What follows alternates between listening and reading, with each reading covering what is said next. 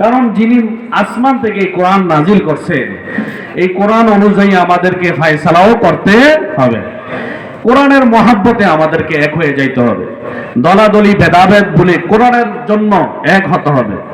যদি আমরা কোরআনের জন্য এক হতে না পারি, তাহলে ইতিপূর্বে আমরা দেখছি জেলখানায় যাওয়ার পরে জালেমেরা যখন বন্দিখানায় একত্র করছে, এটা বলে নাই আপনি কোন দল, আপনি কোন দল, দেখছে দাড়ি টুপি দেখছে গ্রেফতার, ইসলামের কথা বলে গ্রেফতার, মুসলমানের লেবাস দেখছে গ্রেফতার।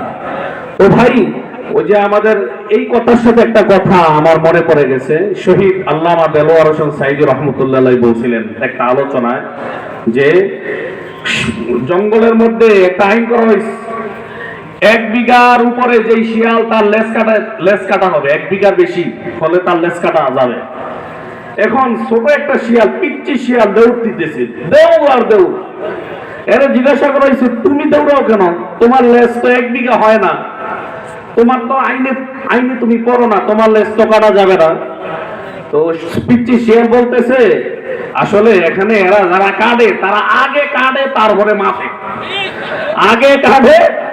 মাপে, তো আমি এই উদাহরণটা এই জন্য বললাম যে যারা জালেম, যারা ইসলাম বিদ্বেষী, যারা আলেমদের টুপি দাড়ি দেখলে চুলকানি জাগে, তারা আগে দাড়ি টুপি কিনা হিটা দেখে, কোন দলের দেখে না। ঠিক কিনা বলেন?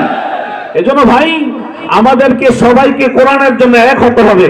এই জমিন যার, সূর্য যার, আসমান যার, আইন চলবে তার, এই কথা মতো আমরা কোরআনের ভিত্তিতে ওয়াতাসিমু বিহাবলিল্লাহি জামিআ, এক রজ্জুকে আঁকড়ায় ধরতে রাজি আছি তো ইনশাআল্লাহ।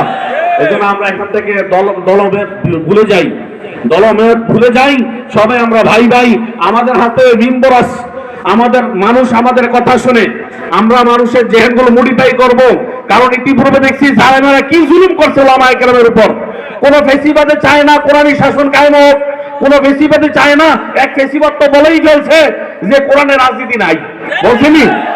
আমি বলি যে ফেসিবাদ এই কথা বলছে কোরআনের রাজনীতি নাই, সে কাফের। ঠিক কিনা বলেন? কাফের হয়ে গেছে।